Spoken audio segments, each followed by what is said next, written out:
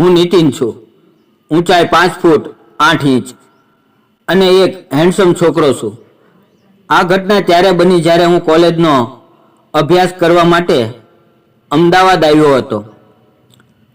ભાભીને મૂકીને આવવાનું મન ન થયું, છતાં મારે અભ્યાસ માટે અમદાવાદ આવવું પડ્યું. અત્યાર સુધી મેં ક્યારેય પણ ઓલિમ્પિકમાં ખાટલા કબડ્ડીની રમત રમી ના હતી, પણ હવે મારી કબડ્ડી રમવાની ઈચ્છા વધવા લાગી હતી. હું અમદાવાદ પહોંચ્યો અને ત્યાંની એક મોટી કોલેજમાં એડમિશન લીધું. સ્વાભાવિક રીતે હું કોઈને બહુ મળતો ન હોવાથી કોલેજના પહેલા દિવસે કોઈની સાથે વાત નહોતી કરી. પછી ધીમે ધીમે તે ક્લાસના છોકરાઓ મારી સાથે વાત કરવા લાગ્યો. મારા વર્ગમાં એક વિદેશી છોકરી હતી જેનું નામ એલિના હતું. એલેના અમેરિકા દેશની હતી. તેનો ગોરો રંગ અને તેનો મસ્ત દેખાવ તે બોલિવૂડની હિરોઈન જેવી લાગતી હતી. હું વર્ગમાં તેની સામે જ જોતો રહેતો. તેણે મને 2 વાર તેની તરફ જોતા જોઈ પણ ગઈ હતી, છતાં તેણે મને કાંઈ ન કીધું. મેં હજી તેની સાથે વાત કરી નહોતી. મેં વિચાર્યું કે તેને મારી જરૂર છે. તે પહેલાં તેની સાથે વાત કરવી વધુ સારું રહેશે. જો તે આ રીતે શરૂ થશે તો તે ખરેખર મજા આવશે. પ્રથમ વર્ષ પૂરું થઈ ગયું હતું. તે છોકરાઓને પ્રભાવિત કરવાની એકમાત્ર છોકરી હતી અને હું મારી ક્ષમતાના આધારે વર્ગમાં ટોપર બન્યો. હવે બધા છોકરા છોકરીઓ મને અભિનંદન આપવા આવ્યા. તે પણ તેની સાથે આવી હતી. તેની અંગ્રેજી બોલવાની રીત એટલી સરસ હતી અને એટલી ઝડપી હતી કે શરૂઆતમાં હું તેને બરાબર સમજી શકતો નહોતો, પણ હું ખુશ હતો. મારો પહેલો મુદ્દો પૂરો થયો. અહીં મને એક વિચાર આવે છે કે કોઈ પણ છોકરી જે સુંદર હોય છે તે મોટે ભાગે અભ્યાસમાં નબળી હોય છે. આ બહુમતની વાત છે. અપવાદો દરેક જગ્યાએ છે. અહીં પણ આવી સ્થિતિ હતી. તે અમેરિકાની એલેના પણ અભ્યાસમાં સાવ નબળી હતી. પછી મેં ધીમે ધીમે જાણ્યું કે તે બધા વિષયમાં નબળી હતી. પ્રથમ પરીક્ષામાં પણ તે 3 વિષયમાં ફેલ થઈ હતી. તેની સાથે મારી બધી જ વાતચીત અંગ્રેજીમાં હોવાથી હું તમને બધું ગુજરાતીમાં કહીશ. તે દિવસે જ્યારે બધાએ મને અભિનંદન આપ્યા પછી મેં તેને પૂછ્યું, શું થયું એલેના, તું ઉદાસ કેમ છે? એલેનાએ કહ્યું, હું અભ્યાસમાં ખૂબ નબળી છું અને મને કંઈ પણ સમજમાં નથી આવતું, એટલે હું 3 વિષયમાં ફેલ થઈ ગઈ છું. મેં તેને કહ્યું, અરે ના, તે માત્ર એક સિમ્પલ પરીક્ષા હતી. તમે તૈયારી કરવામાં ધ્યાન આપો. એલેના બોલી, જો હું તેને હમણાં ઠીક નહીં કરું તો હું ફાઇનલ પરીક્ષામાં કેવી રીતે ઠીક કરીશ? હું ટ્યુશન રાખી લઉં તો? એલેના ફરી બોલી, અરે ના, ટ્યુશન કરતાં તો સારું હું જાતે જ ભણીશ. એટલે મેં કીધું કે થોડીક મહેનત કરો, થઈ જશે. તે બોલી, હું કંઈક વધારે ધ્યાન રાખીશ અને પછી હું મહેનત કરીશ. એટલે મેં કીધું કે તમે કયા ટોપિકમાં કે કયા સબ્જેક્ટમાં સમજાતું નથી, મને પૂછો, હું સમજાવીશ. એલેનાએ ખુશ થઈને કહ્યું, સાચે જ? મેં કહ્યું, અરે હા, આમાં શું મોટી વાત છે? તે બોલી, અરે અહીંના લોકો કોઈની મદદ કરતા નથી. દરેક વ્યક્તિ પોતાનું ધ્યાન રાખે છે. મેં કીધું, તમે ચિંતા કરશો નહીં, હું મદદ કરીશ. મારી આ વાતથી તે ખુશ થઈ ગઈ અને હું પણ ખુશ થઈ ગયો. તે વિદેશી સાથે મારી પ્રથમ વાતચીત હતી. અમે બંને એકબીજાના નંબર એક્સચેન્જ કર્યા. મારી પાસે સાદો ફોન હતો, પરંતુ તેની પાસે આઈફોન હતો. અમે બંને મિત્રો બની ગયા. હવે તે મને વારંવાર ફોન કરતી. હું પણ કોઈને કોઈ બહાનું કાઢીને તેની સાથે વાત કરતો. અમારી દોસ્તી આમ જ ચાલતી હતી. અમે બંને ક્યારેક લાઇબ્રેરીમાં, ક્યારેક પાર્કમાં, ક્યારેક કેન્ટીનમાં મળતા. મેં તેની સાથે ખૂબ મજા કરી. આ ક્ષણો મારા મનમાં તેના વિશે કોઈ ખરાબ લાગણીઓ નહોતી. હકીકતમાં હું તેને પ્રેમ કરવા લાગ્યો હતો. એક દિવસ તેણે મને પૂછ્યું, શું તમારી કોઈ ગર્લફ્રેન્ડ છે? મેં કહ્યું, ના દોસ્ત, મને આજ સુધી એવું કોઈ મળ્યું નથી. ત્યારે એલેના બોલી, કારણ કે તમે હંમેશા અભ્યાસમાં જ ધ્યાન આપો છો. તમારી પાસે પ્રેમ માટે સમય જ ક્યાં છે? મેં કહ્યું, વાત સાચી છે તમારી. બાય ધ વે, મને તમારા વિશે કહો. શું તમારે કોઈ બોયફ્રેન્ડ છે? એલેના બોલી, અત્યારે તો નથી, પણ પહેલા હતો. તેનું 6 મહિના પહેલા મારી સાથે બ્રેકઅપ થયું હતું. એટલે મેં પૂછ્યું કે શા માટે બ્રેકઅપ થયું હતું. તો એલેના બોલી, તે બીજી છોકરી સાથે પણ ચાલુ હતો. મેં કહ્યું, તે તમને કેવી રીતે ખબર પડી? એટલે એલેનાએ જવાબ આપતા કહ્યું કે મેં તેના રૂમમાં બીજી છોકરી સાથે પકડ્યો હતો. પછી હું પણ સમજી ગયો કે શું થયું હતું. છતાં હું તેને આ મુદ્દા વિશે વધુ પૂછવા માંગતો હતો અને તેની પાસેથી બેડરૂમની વાત સાંભળવા માંગતો હતો. એલેનાએ કહ્યું, જવા દો ને, હવે તેના વિશે શું વાત કરવી? મેં કીધું, અરે મને કહો, હું આમાં કંઈ સમજ્યો નથી. એલેના બોલી, તે વ્યક્તિ તેના રૂમમાં બીજી છોકરી સાથે કબડ્ડી રમી રહ્યો હતો અને ત્યારે હું તેના રૂમમાં ગઈ અને તેને કબડ્ડી રમતા જોઈને હું પાછી આવતી રહી અને તેને બ્રેકઅપ કરવાનું કહ્યું. એટલે મેં કીધું કે તારા જેવી સુંદર છોકરીને મૂકીને અહીંયા અભણ બીજી કોઈ છોકરી સાથે આવું કેવી રીતે કરી શકે? એટલે એલેના બોલી, છોકરાઓ એવા જ હોય છે. પછી મેં કીધું, હું એવો નથી. એટલે એલેના બોલી, અરે ના, તમે નહીં, તમારી તો વાત જ નથી. તમે તો એક શ્રેષ્ઠ છો. હવે અમે બેસ્ટ ફ્રેન્ડ બની ગયા હતા. અમે બંને તેના એક્ટિવા પર ફરવા જતા. અમે બંને ક્યારેક મૂવી જોવા તો ક્યારેક પાર્કમાં કેસ્યુઅલી વાતો પણ કરતા. એક દિવસ તેણે મને પાર્ટી માટે બોલાવ્યો અને કહ્યું કે નીતિન, મારી પાસે પાર્ટીની 2 ટિકિટ છે, તમે આવશો?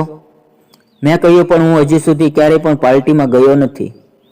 ત્યારે તે બોલી, હું તમને મારી સાથે લઈ જઈશ, તમારે કોઈ ચિંતા કરવાની જરૂર નથી.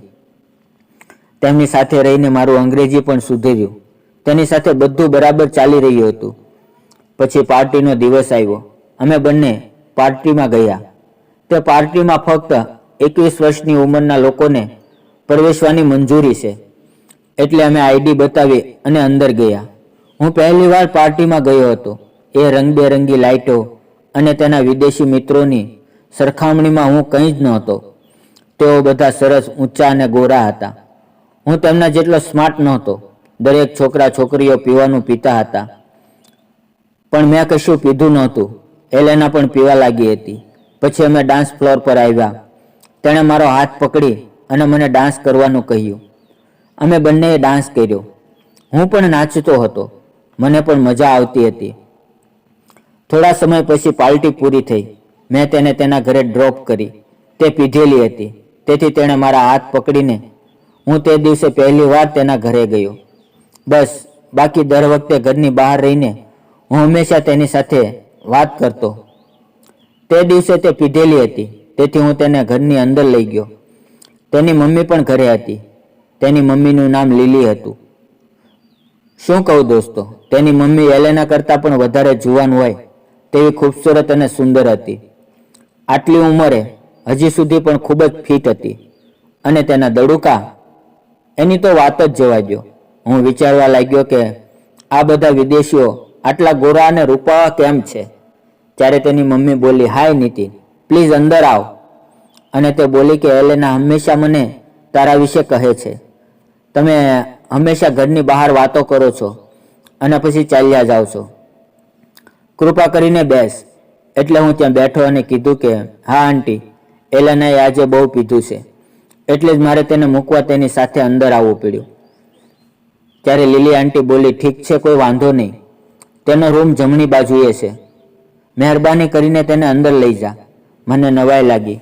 લીલી આંટી આવું કઈ રીતે બોલી શકે? પછી મને થયું કે કદાચ વિદેશી પરિવારો આવા હોય છે. મેં તેને તેના બેડ પર સુવડાવી. એટલે તે પીધેલી હાલતમાં મને જોઈ રહી હતી. આ સમયે તે ખૂબ જ સુંદર લાગી રહી હતી. મારાથી તે સહન ન થયું, પણ તોય બાય કહ્યું. પછી હું ત્યાંથી નીકળી ગયો. બીજે દિવસે કોલેજમાં બધું સામાન્ય હતું. તે પાર્ટી વિશે કાંઈ બોલતી નહોતી, બધું સામાન્ય રીતે બોલતી હતી.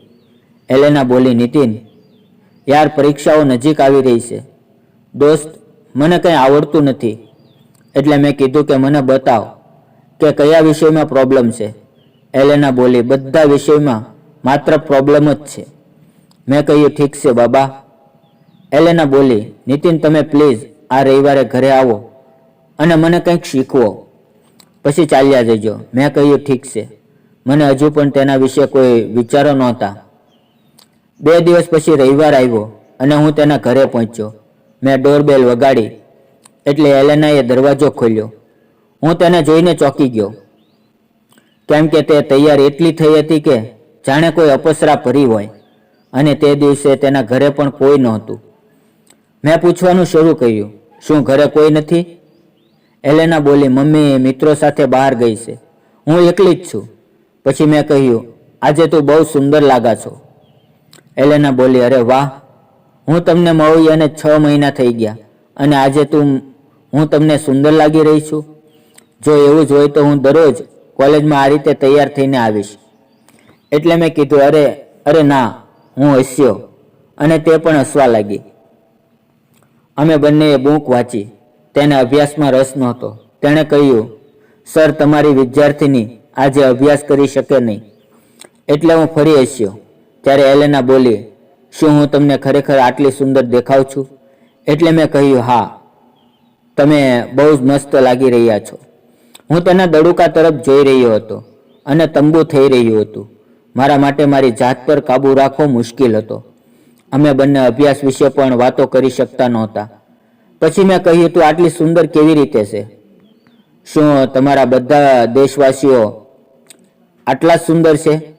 એટલે તે બોલી, એવું કંઈ નથી. તે હસવા લાગી. પછી થોડી વાર તે ચૂપ રહી. અમે સોફા પર બેઠા હતા. તે મારી તરફ આવી અને મારી સામે આવી. મારી હાલત ખરાબ થવા લાગી. હવે મારાથી સહન થતું નહોતું.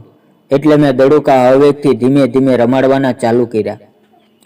તે 2 સેકન્ડ માટે રોકાય. પછી સામાન્ય રીતે હું રમાડવા લાગ્યો. અમે બંને કંઈ બોલતા નહોતા. બંને પોતપોતાના કામમાં વ્યસ્ત હતા. પછી તેને ઉપરથી રમાડવાનું શરૂ કર્યું અને તે બોલી, નીતિન, આ તો ઘણું લાંબુ છે. તને જોઈને મને લાગ્યું કે તારું મોટું હશે. ખરેખર આ એકદમ મોટું છે. એટલે મેં કીધું, તમે હજી સુધી તમારી ડાબલીના દર્શન નથી કરાવ્યા. પછી તેણે બહાર કાઢ્યો અને રમાડવાનું શરૂ કર્યું. અરે દોસ્તો, તમને શું કહું, એ નજારો એટલો મસ્ત હતો કે જાણે તમે જન્નત સામે હોય એવું જ લાગ્યું. થોડી વાર તો એવી રીતે રમાડવા લાગ્યો જાણે કોઈ દિવસ રમ્યો જ ના હોય, અને હકીકતમાં નહોતો જ રમ્યો. એટલે તે બોલી, અરે નીતિન, નિરાતે રમો. મૂવીમાં કબડ્ડીની રમત જોઈ હતી, પણ આ મારી પહેલી રમત હતી. પછી મેં બહાર લીધું અને ડાબલી પર રાખી દીધું. ત્યારે એલેના બોલી, શું આ પહેલી વાર જ કબડ્ડી રમે છે? એટલે મેં કીધું, હા. એટલે પછી તેણે તરત કબડ્ડીની સ્ટાઇલ ફેરવી, એટલે મને આસાની રહે. પછી મેં એક જ વારમાં અંદર ઉતારી દીધું અને થોડી વારમાં આખો ઉતારી દીધું. એટલે એલેના કહેવા લાગી, યાર, આ તો બહુ ઊંડે સુધી પોરવી દીધું. એટલી વારમાં તો તે પણ રાજી થઈ અને કહેવા લાગી, હજી ઊંડો, અને મજા આવવા લાગી. 5 મિનિટમાં જ આપણે તો હાર સ્વીકારી લીધી, કારણ કે તે મારી પહેલી કબડ્ડીની રમત હતી. ત્યારે તે બોલી, કોઈ વાંધો નહીં, આ તારી પહેલી રમત છે, તેથી જ તે આટલી ઝડપથી હાર થઈ ગઈ. પછી અમે બંનેએ થોડો આરામ કર્યો, ભોજન લીધું અને પછી જાત જાતની કેટલી સ્ટાઇલોમાં રમ્યા. અને મને એલેનાએ કબડ્ડીનો ટોપ ખેલાડી બનાવ્યો. થોડી વાર પછી ડોરબેલ વાગી. તેની મમ્મી લીલી આવી હતી. અમે બંનેએ જલ્દીથી કબડ્ડીનો સામાન સંકેલી લીધો. હવે મને લીલી માટે પણ એક નંબર લાગણીઓ થવા લાગી, પરંતુ બધું આટલી ઝડપથી થવાનું નહોતું. અમે બંને 1 વર્ષ સારી રીતે આમ જ હાલતા ને ચાલતા કબડ્ડી રમતા રમતા પસાર કર્યું.